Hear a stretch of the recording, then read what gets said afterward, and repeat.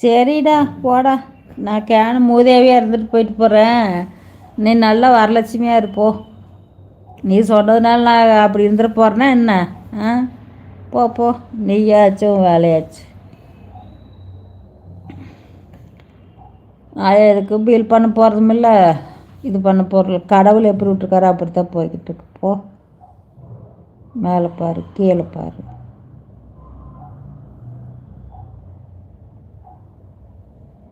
அந்த திட்டினதுனால என்னடா கிடைக்கிது உனக்கு? ஆ, திட்டினதுனால என்னப்பா கிடைச்சிதுப்பா?